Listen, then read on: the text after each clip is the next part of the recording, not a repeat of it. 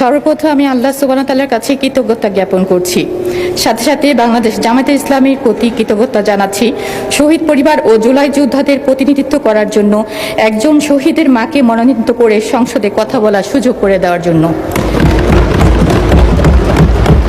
আমি ঢাকার সর্বকনিষ্ঠ শিশু শহীদ জাবির ইব্রাহিমের মা। 2024 সালের জুলাই বিপ্লবের জীবন দিয়েছেন শত শত মানুষ। রাষ্ট্রীয়ভাবে স্বীকৃত শহীদের সংখ্যা বর্তমানে 865 এবং আহত যোদ্ধার সংখ্যা 15,903 জন। এদের মধ্যে 43 জন সম্পূর্ণ দৃষ্টিশক্তি হারিয়েছেন এবং প্রায় 2000 আহত যোদ্ধা স্থায়ীভাবে পঙ্গুত্ব নিয়ে জীবনযাপন করছেন। মাননীয় স্পিকার, আমি নিজেও একজন শহীদ সন্তানের মা, তাই আমি জানি একটি পরিবার যখন তার সন্তান হারায় তখন শুধু একজন মানুষ হারায় না, একটি স্বপ্ন হারায়, একটি ভবিষ্যৎ হারায়, একটি পরিবার তার আশ্রয় হারায়। তাই মাননীয় মন্ত্রীর কাছে আবেদন, জুলাই বিপ্লবের প্রায় 1400 শহীদের হত্যার বিচার খুবই ধীর গতিতে চলছে, বিচারকে ত্বরান্বিত করা হোক।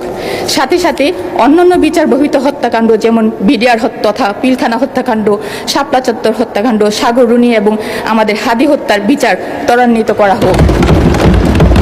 আমাদের সবার প্রিয় শহীদ প্রেসিডেন্ট জিয়াউর রহমানের সুযোগ্য সন্তান মাননীয় প্রধানমন্ত্রী জনাব তারেক রহমান বলেছেন জুলাই সনদ অক্ষরে অক্ষরে বাস্তবায়ন করবেন। পুরো বাংলাদেশ তার দিকে তাকিয়ে আছে এই প্রতিশ্রুতির সত্যতা দেখার জন্য।